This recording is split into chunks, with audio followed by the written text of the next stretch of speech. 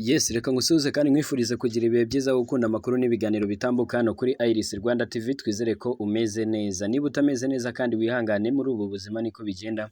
Uyu munsi biranga ariko ejo biba bizakunda. Nitwa Jean Bosco Abayisenga, nkuzaniye amakuru agezweho, aho ngiye kukubwira byinshi bitandukanye, by'umwihariko hano i Kigali mu bijyanye n'amatora.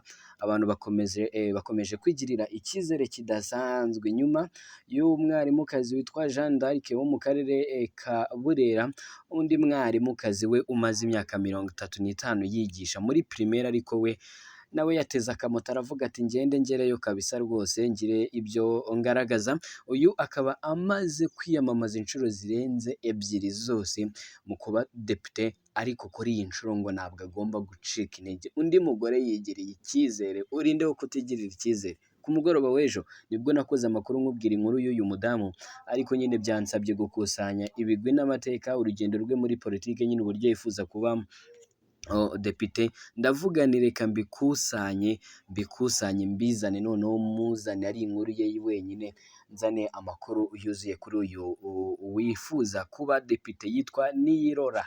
Uyu nguyu akaba yifuza kuba depite, amaze imyaka isaga 35 yigisha. Yiyamamaje inshuro ebyiri atsindwa, ariko aracyanyotewe kwinjira mu nteko nshingamategeko y'u Rwanda. Yitwa Niyirora. Ese iki cyizere aba bantu bagikura he? Narangiza nkatakaza icyizere. Mwa basore mwe inshuti za Iris Rwanda TV, mubanze mumbwire, ubundi niyamamaza muzantora? Nanjye nshaka ibyangombwa, kuko abantu mudukurikira mwadusinyira. Byo ni muri benshi, byo turabizi, mwadusinyira kuko abandi 22,000 bakoze subscribe, ntekereza ko nyine bose ni inshuti zacu. Ahubwo nkibaza muzadusinyira twiyamamaze?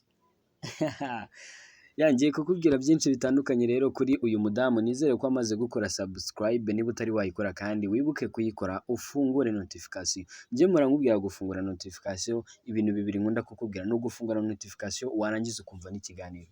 Abantu mufungura amakuru ukayireba umunota umwe ukumva incamake gusa, kandi nyamaze hari igihe ngiye mu ncamake mba navuze ibitandukanye n'ibyo ngiye kuvuga mu nkuru yose, kuko mu ncamake ni incamake nyine, nshobora kuvugamo inkuru imwe, kandi mu makuru yose nshobora nese ubiye inkuru nayivuga iminota 8, mba nshobora kuba ndi buvuge nk'amakuru nk'inkuru nk'eshatu zitandukanye, ariko wowe ukumva incamake ugahita wigendera. Kandi incamake nyine mba nzivuze ari nkeya kugira ngo ndagutindira mpite ninjira mu makuru arambuye.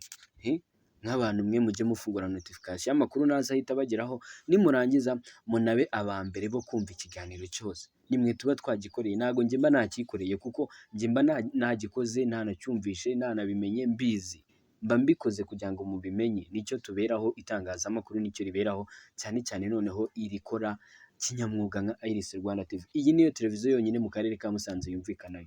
Nta yindi televiziyo umuntu ashobora kukubwira usibye Iris Rwanda TV.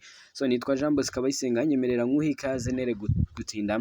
Uyu amaze imyaka 35 yigisha, yiyamamaje inshuro ebyiri atsindwa.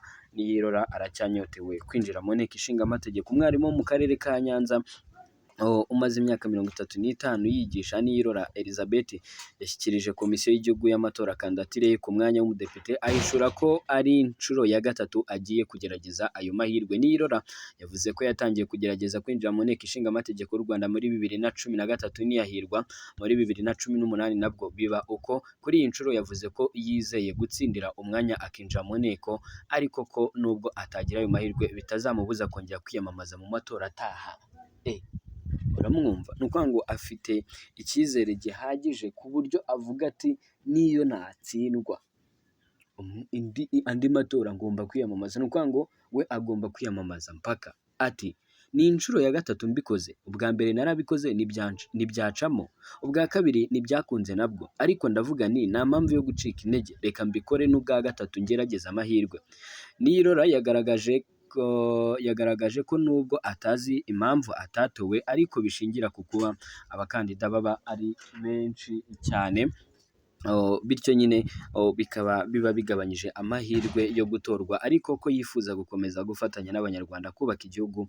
Ari umudepite yagaragaje ko impamvu akomeje guhatana ari uko adashobora gucibwa intege no kuba atabasha gutsinda mu nshuro zose yagerageje. Ati ndashaka kuba umudepite kugira ngo mfatanye n'abandi Banyarwanda guteza imbere igihugu cyanjye kandi nkomeje gusigasira ibyagezweho. Gucika intege ntabwo ari umuco wanjye, rero ntabwo ngomba gucika intege, ngomba gukomeza. Yagaragaje ko icyizere afite gishingiye ku buryo akorana n'abaturage mu buzima bwa buri munsi nko mu matsinda abarizwamo, kuko asanga bamufata nk'intangarugero. Ati icyizere mfite gishingira uko mbana n'abaturage, banyiyumvamo ndetse bananyise akazina ka mutima w'urugo, rero dukorana neza haba mu matsinda y'abagore ndetse n'ahandi hatandukanye. Nirora Elizabeth asanzwe ari umwarimu mu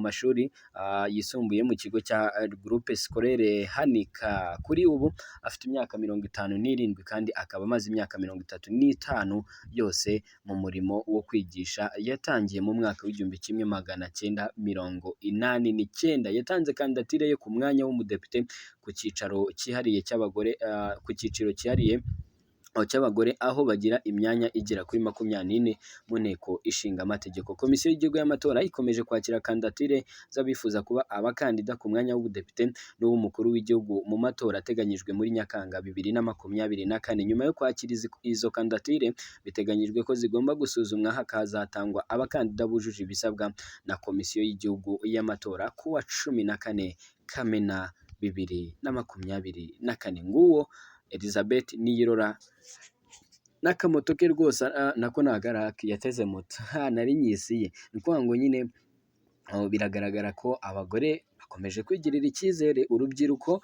Njyewe wenda nuko bamwe na bamwe wenda bari kubikora mu ibanga ahari, ariko mu bo maze kumenya ni umwe mu bo nabatangarije ejo witwa Sam wo muri Zubi Comedy. Uyu nawe akaba yaravuze ati rwose njyewe byanga bikunda ngomba kuyobora iki gihugu, ngomba kujya mu nteko ishinga amategeko y'igihugu cyacu, nkagira uruhare mu myanzuro igihugu cyangwa se abaturage by'umwihariko urubyiruko dufatirwa, ngomba kubigiramo uruhare. Uwitwa Riderman Riders, uyu nawe mu minsi ishize yakoze post aravuga ati ko nkeneye sinyizi nizi muri ready kuntora. Abanyarwanda benshi kuri poste bamurungisabe, abandi batandukanye bati sinya yanjye n'umuryango wanjye wose urayifite, urayemerewe, ibindi iyamamaza utubwire tugutore. Ngahe nguko yitwara Riderman Riders Sam Zubi Comedy. Uyu nawe akaba yaramaje gutanga kandidatire ye ku mwanya wo kuba depite mu cyiciro cy'urubyiruko. Wowe urabura iki ngo wigirire icyizere? Ushobora kuvuga uti ariko wowe ubitubwira kuki utarigirira icyizere? Umubizi ute niba naratanga kandidatire?